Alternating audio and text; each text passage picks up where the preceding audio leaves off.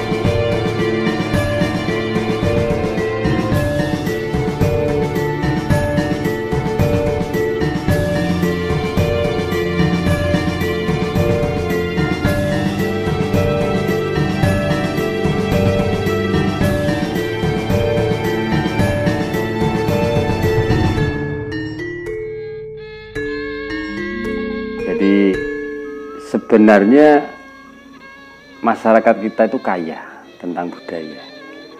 Cuman kadang kita lupa bahwa apa yang ditinggalkan para leluhur kita itu sebenarnya sangat mahal harganya.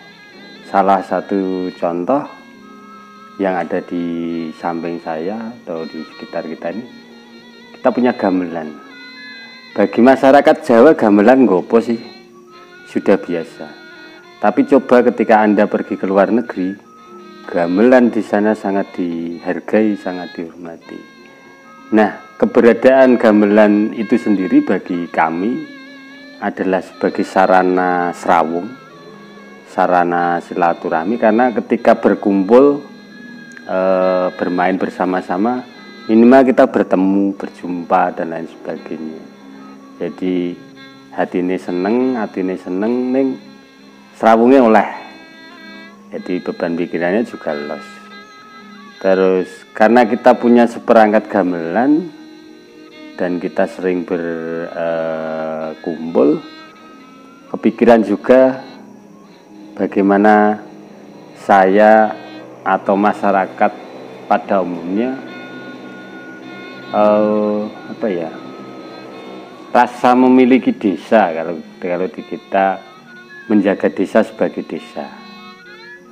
Nah, dalam rangka menjaga desa sebagai desa, maka kebetulan di kampung kita bulan November 2021 kita buka atau kita launching untuk salah satu paket wisata, yaitu Kampung Budaya. Tapi saya berharap jangan memaknai budaya hanya di bidang seni, karena bagi saya berpikir adalah budaya, berkumpul adalah budaya. Lah, manifestasi atau pengejawanannya ya berwujud kesenian, berwujud gotong royong, pertanian, beternak, atau pekerjaan apapun itu adalah hasil dari budaya. Maka kita karena merasa di sini nggak ada yang istimewa, ya saya buat aja Kampung Budaya. Jadi tujuannya pertama adalah bagaimana kita menjaga atau melestarikannya. Kebetulan di kampung saya di Girimulyo, di Desa Tibayan, Kecamatan Jatinom, Kabupaten Klaten, kita punya sanggar yang bernama Sayuk Rukun.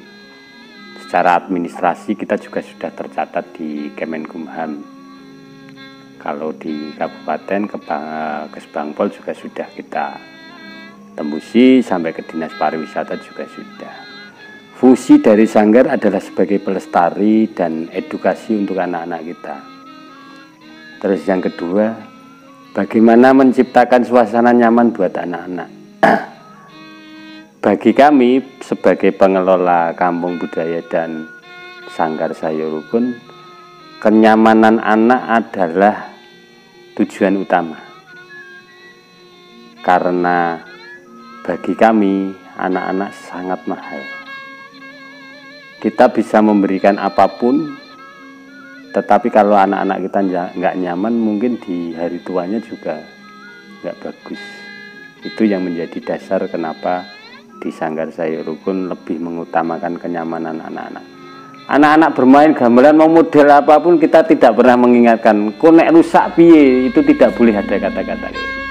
Jadi kalau rusak ya kita beli, kalau nggak bisa, masih bisa diperbaiki ya diperbaiki, gitu aja, nggak usah mikir ribet-ribet. Wong anak-anak mau melihat gamelan, mau memukul atau nabuh gamelan aja saya sudah seneng.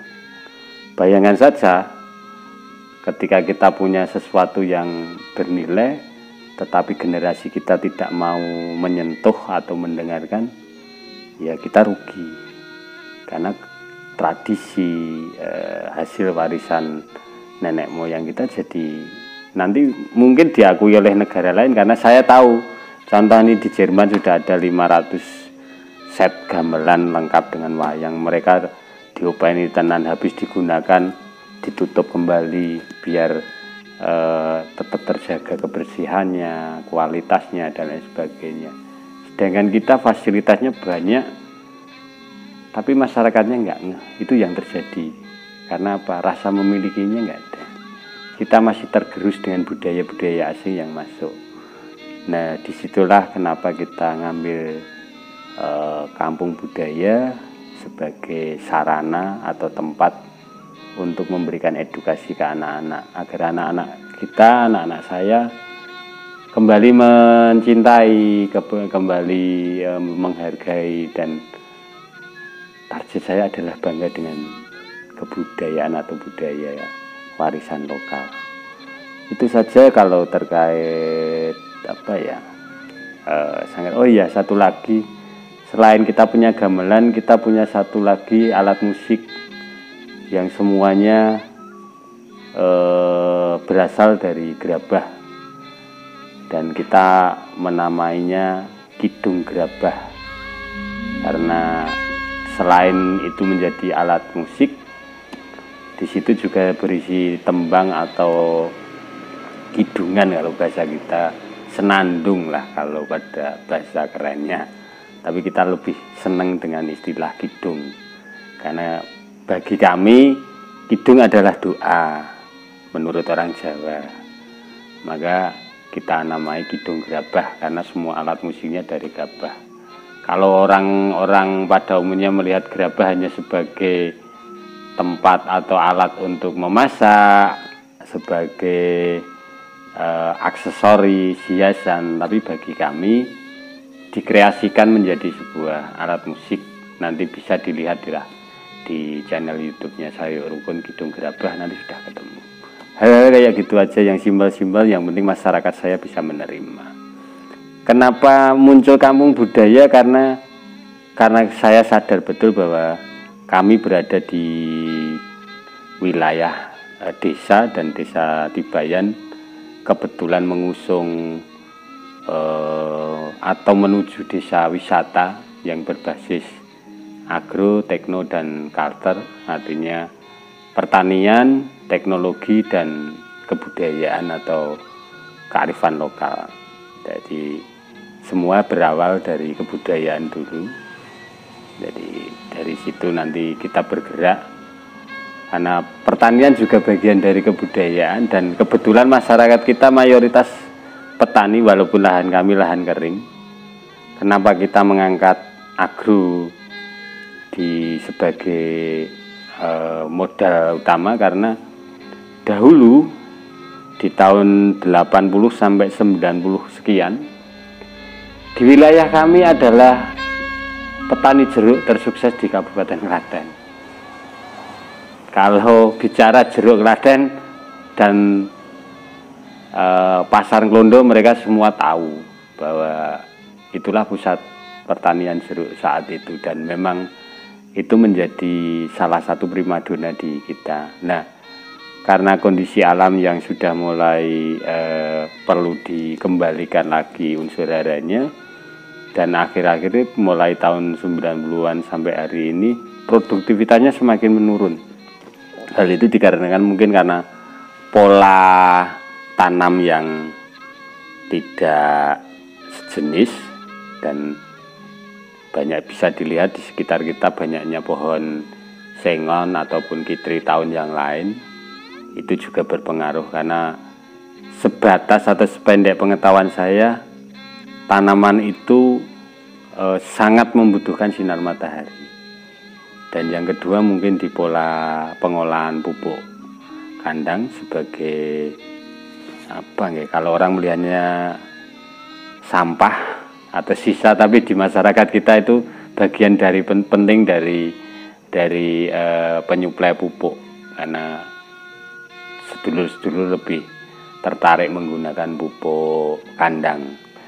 Sayangnya belum tersentuh teknologi, akhirnya mereka masih menggunakan sistem manual, tidak perlu diproses, difermentasi dulu. Ya akibatnya nanti ya seperti yang terjadi hari ini, banyaknya hama.